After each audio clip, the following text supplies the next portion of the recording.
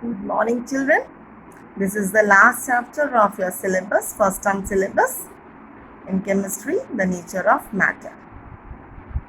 In the nature of matter, we will study about the states of matter. This you all already know in physics. When I taught you about matter, you are very much aware what matter is. Matter is anything that has mass and occupy space, and it has three forms, or we can say it exists in three forms: solid, liquid and gases. Whatever you see, whatever is present all around, like your chair, table, pencil, vegetable, fruit, anything, that is matter, because matter is always visible. Always it has some weight, and if you keep some book on the table, that portion will be occupied, that book. It means matter occupy space. This we will understand through these activities. The activity 1 shows that matter can be seen. It is not invisible, it is visible. And if we take an empty cane and suspend it from a spring balance, the spring balance shows that the cane has weight, or it has some mass.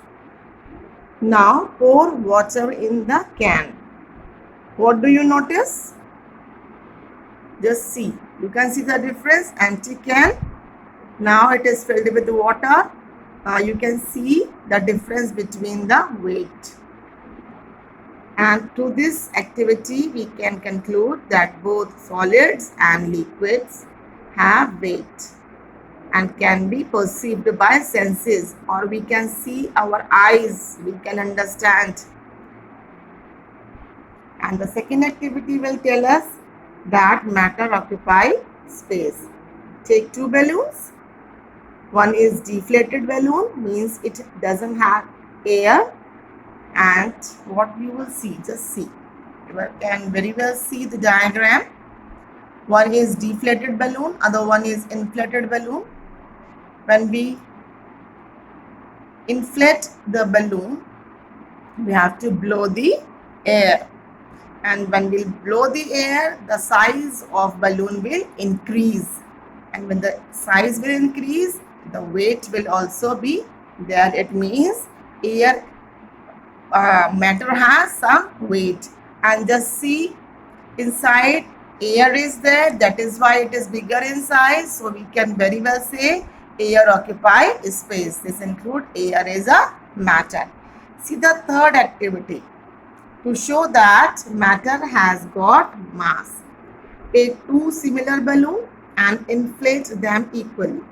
Suspend two balloons on the two corners or of a meter scale, which is placed on a knife edge like this. Okay, two inflated balloons are there, and just see, when you puncture one balloon, what will happen? The punctured will, all the air which was present, that air will go out, and the second balloon, which is now inflated balloon, will show some mass. So we can very well see air has got mass. Air is a matter and it has got mass. Here, matter, anything that occupies a space and has mass, called matter. Matter can be classified in different ways. Number one of these classification is a naturally occurring material, like air, plant, animal, hills, mountains, stones. And the second one is man-made material. Other way of classifying matter is in three states: solids, liquid and gas. Just see the chart. Through this chart, you can very well understand natural occurring material, wood, fruit, herbs; man-made material, paper, nylon, steel. And it exists in three forms: solid, liquid and gas. Now here is the compare the important properties of solid, liquid and gas. The first is property. Second, solid, liquid and gas. The property, the first point is nature of molecule.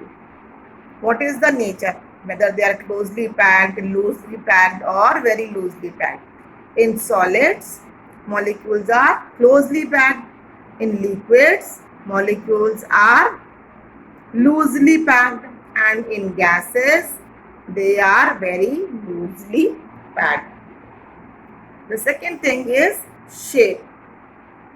When the molecules are closely packed in solid, so they will have some shape. They will not flow. But liquids and gases, they do not have shape. They take the shape of the container, so they flow. That is why we call them fluid, as we already taught you in physics. So volume. Solids have definite volume. Liquids also have a definite volume. But gases, they do not have definite volume. If they will get bigger place, they will spread or they can increase their volume. It depends on the container. Compressibility. Solid cannot be compressed because they are so close together. That is why we cannot compress them. Liquids can be compressed slightly because their arrangement of molecule is little far than solid. And gases can be compressed to much smaller volume. I can give you one example. When you go to the doctor, before the injection, before filling anything in the injection, only air is filled. And if he press, whatever the air is present, that air goes out easily. And if it is filled with some other solid or liquid, it takes time. And if solid is there, we cannot compress the syringe. See the density. Solids have high density. Density means dense, together, coming closer, very, very close, very close.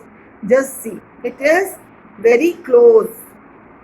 Rock shows the properties of solid. And this is waterfall. This shows the property of liquid. And these balloons, they show the property of gases because air is filled inside them.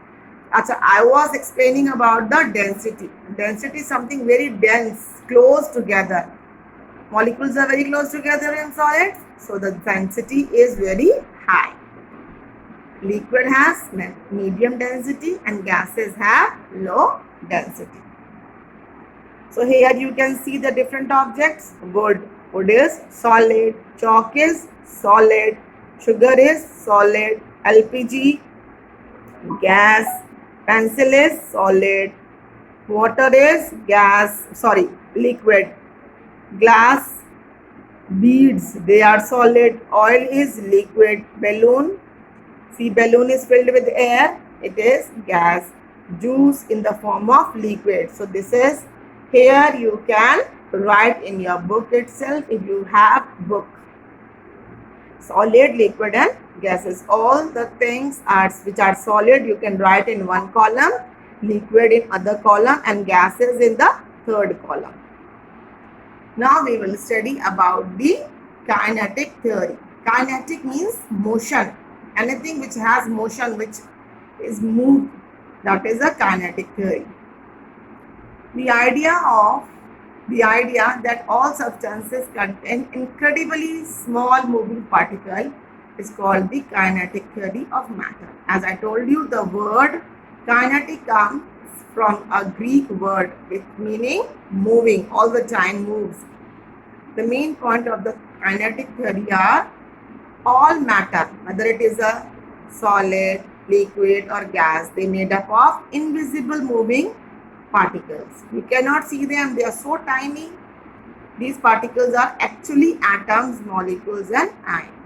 You can see solid, liquid and gas, but you cannot see these tiny particles. They are molecules, ions and atoms. You cannot see them. Particles of different substances have different sizes. If the substance is very big, the size will be different, and the small substance is there, its size may be different. The particles of liquid very well can be seen. Just see particles in liquid and particles in gas. They are far apart. Small particle move faster than larger particle at the same temperature. Why it is so? Because small particles, they have less weight.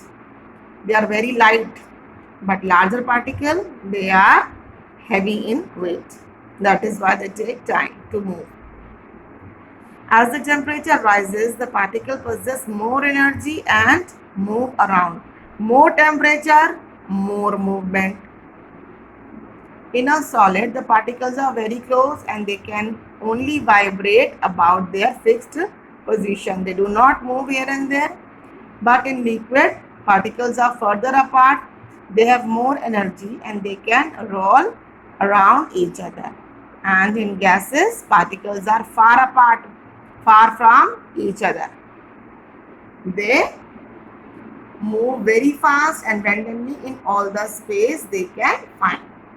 The next is change of phase. As we all know, ice, when we give some heat, it will change into water, and when some heat provided to water, the water will change into steam. And on the contrary, on cooling, steam will change into water, and water, some more cooling will be there and it will change into ice. Understood, children? And the worksheet already been sent to you. The same worksheet, go through and watch the video carefully again and again. Then only you will able to understand the chapter. Some more video related to the chapter will be sent to you as early as possible. Thank you, children.